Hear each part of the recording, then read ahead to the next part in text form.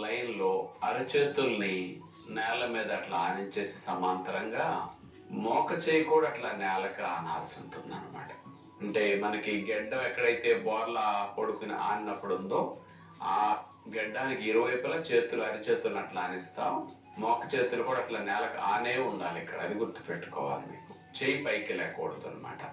నడుముని మెడని పాము పడగలేపినట్లుగా శరీరాన్ని అలా లేపి ఆపవలసి ఉంటుంది.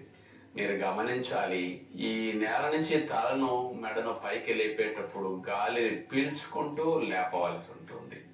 ఉండగలనంతసేపు అలాగే సరళ భుజంగాసనంలో స్థిరముగా ఉండవలసి ఉంటుంది. 1 నిమిషము 2 నిమిషాల సేపు.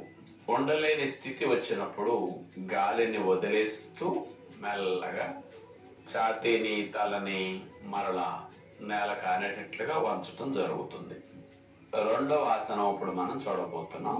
వజ్రాసనంలో కూర్చున్న తర్వాత కాళ్ళ ముందు భాగంలో దివానం దిండు అలా గుండ్రపు దిండుని అలా పెట్టుకుని ఆ తర్వాత వజ్రాసనం నుంచి మోకాడు పైన పైకి లేపిన తర్వాత ఇప్పుడు చూడండి, దివానం దిండు తొడ భాగంలో ఆనేటట్లుగా మనం అట్లా ముందుకు వంగాల్సి ఉంటుంది.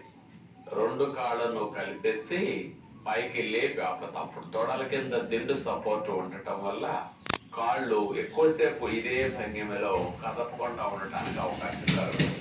గెడ్డం అట్లా నేల కానిచ్చేస్తాం. చేతులు 2 చాపేసి నేల కానేసే ఉంటాయి. అది చేతులు